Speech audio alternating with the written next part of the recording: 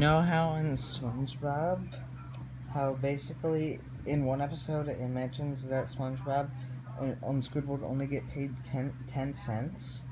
Or not even 10 cents, like 1 or 2 cents? Because Mr. Crab holds up a nickel and SpongeBob says, wow, that's more than I get paid in a year. How does he afford to live in this pineapple? I mean, there was a man who showed him that he must be paying for that pineapple somehow. How does he afford Gary? I mean, Gary has so much food. He's got morning food, night food, and all of this. Which would mean, and Squidward gets paid that too. And they have perfectly healthy lives. So how would that mean that? That would mean that eventually that would clearly state, that would clearly state that since when he gets that, since they only get paid that much, that everything would have to be like, and if they get paid like less than a nickel a year, let's say like 1 cent, they're in another episode, Squidward mentions how they're getting their paycheck. But here's the thing: they would have to get paid like every week or two, so that would mean that they'd have to get paid like 1/100 of a cent, which would mean that eventually, or that would mean that all the prices on everything would have to be like 1/1000th of a cent or something. I mean, I don't know. In other episodes, it states that it's like $900 though. But that would mean that some things to buy would have to be 1/100th of a cent, or that they would have to be a robber. SpongeBob and Squidward. In the other episode, it states how SpongeBob has a pure heart, and how he wouldn't be able to rob anyone, or he is not even affected by the jerktonium in one Christmas holiday episode. And that would mean that SpongeBob would not be a robber. He could not be a robber.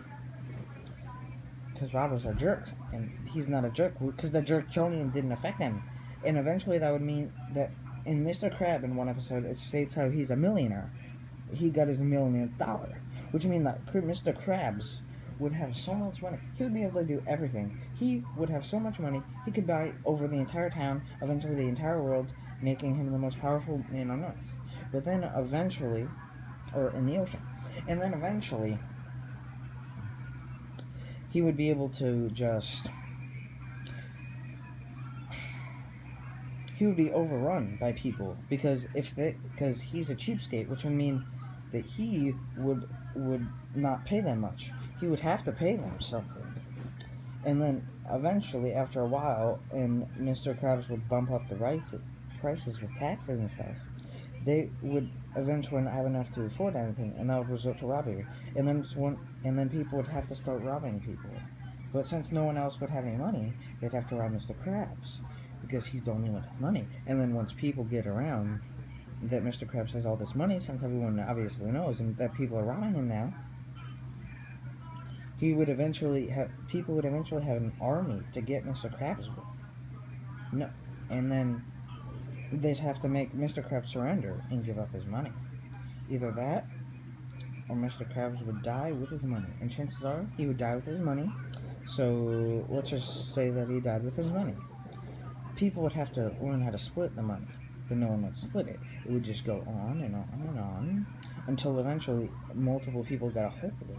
But there would be like more powerful people. They'd have armies, personal armies, and try to claim money from other people. And eventually the Bikini Bottom would just become all chaos. Nothing else would ever happen. It would be a war down at the bottom of the ocean. And then eventually that would destroy the ocean, bit by bit, spreading to other parts of the earth over Bikini Bottom.